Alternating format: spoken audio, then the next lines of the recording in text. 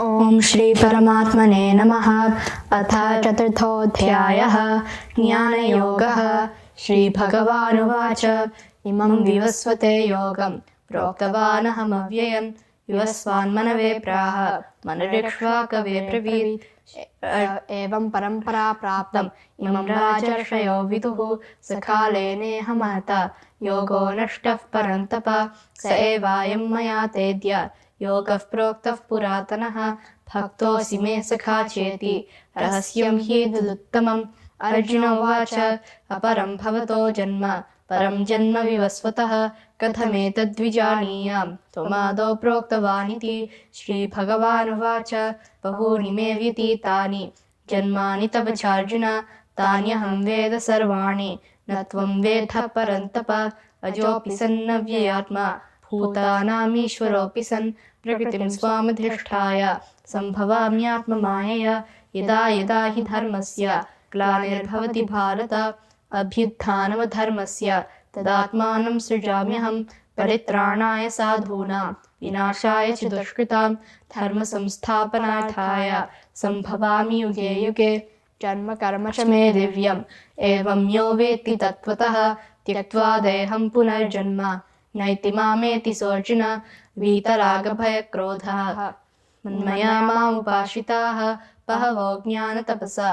भूता मद्भावमागताः ये यथा मां प्रपद्यन्ते तां तथैव भजाम्यहं मम वर्त्मानुवर्तन्ते मनुष्याः पार्थ सर्वशः काङ्क्षन्तः कर्मणां सिद्धिं यजन्त इह देवताः क्षिप्रं हि मानुषे लोके सिद्धिर्भवति कर्म च चातुर्वर्ण्यं मया सृष्टं गुणकर्म विभागशः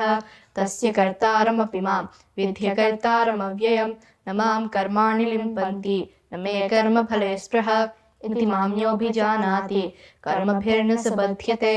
एवं ज्ञात्वा कृतं कर्म पूर्वैरपि मुमुक्षुभिः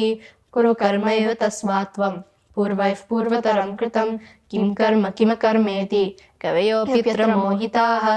तत्ते कर्म प्रवक्ष्यामि यज्ञात्वा मोक्ष्यसे शुभात्। कर्मणो ह्यपि बोद्धव्यं बोद्धव्यं च विकर्मणः अकर्मणश्च बोद्धव्यं गहना कर्मणो गतिः कर्मण्यकर्म यः पश्येत् अकर्मणि च कर्म यः स बुद्धिमान् मनुष्येषु स युक्तः कृत्स्नकर्मकृत यस्य सर्वे समारम्भाः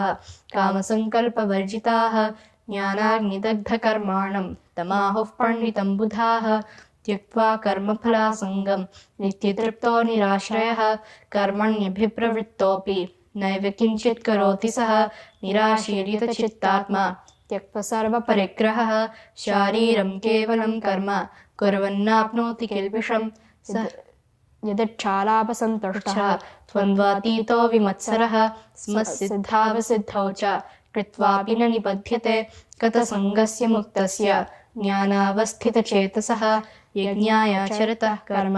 समग्रं प्रविलीयते ब्रह्मार्पणं ब्रह्महविः ब्रह्माग्नौ ब्रह्मणाहुतं ब्रह्मैव तेन गन्तव्यं ब्रह्मकर्म समाधिना दैवमेवापरे यज्ञं योगिनः पर्युपासते ब्रह्माग्नावपरे यज्ञं यज्ञेनैवोपजुह्वति श्रोत्रादीनीन्द्रियाण्यन्ये संयमाग्निषु जुह्वति शब्दादीन् विषयान् संयम्य इन्द्रियाग्निषु जुह्वति सर्वाणीन्द्रियकर्माणि प्राणकर्माणि चापरे आत्मसंयमयोगाग्नौ जुह्वति ज्ञानदीपिते द्रव्ययज्ञास्तपोयज्ञाः योगयज्ञास्तथा परे स्वाध्यायज्ञानयज्ञाश्च यतयः संशितव्रताः अपाने जुह्वति प्राणं प्राणे पानं तथा परे प्राणापानगतिरुद्ध्वा प्राणायामपरायणाः अपरे नियताहाराः प्राणान् प्राणेषु जुह्वति सर्वेऽप्येते यज्ञविदः यज्ञक्षपितकल्मषाः यज्ञशिष्टामृतभुजः यान्ति ब्रह्म सनातनं नायं लोकोऽस्ति यज्ञस्य कुतोऽन्यः कुरु सत्तम। एवं बहुविधा यज्ञाः वितता ब्रह्मणो मुखे कर्मजान् विद्धितान् सर्वान् एवं ज्ञात्वा विमोक्ष्यसे श्रेयान् द्रव्यमयाद्यज्ञात् ज्ञानयज्ञः परन्तप सर्वं कर्माखिलं पार्थ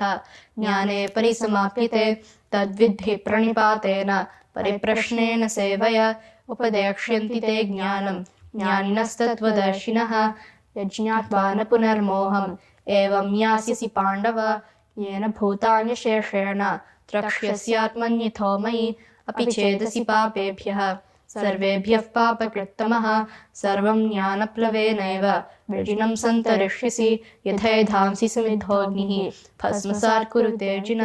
ज्ञानाग्निः सर्वकर्माणि भस्मसात् कुरुते तथा न हि ज्ञानेन सदृशं पवित्रमिह विद्यते तत्स्वयं योगसंसिद्धः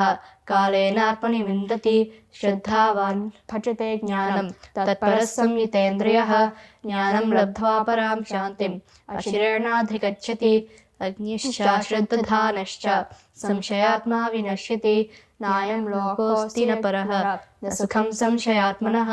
योगसन्न्यस्तकर्माणं ज्ञानसञ्छिन्नसंशयम् आत्मवन्तं न कर्माणि निबध्नन्ति धनञ्जय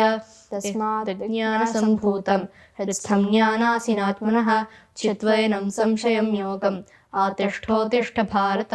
ॐ तत्स इति श्रीमद्भगवद्गीतासु उपनिषत्सु ब्रह्मविद्यायां योगशास्त्रे श्रीकृष्णार्जुनसंवादे ज्ञानयोगो नाम चतुर्थोऽध्यायः सर्वधर्मान् परित्यज्य मामेकं शरणं व्रज अहं त्वा सर्वपापेभ्यः मोक्षयिष्यामि मा शुचः।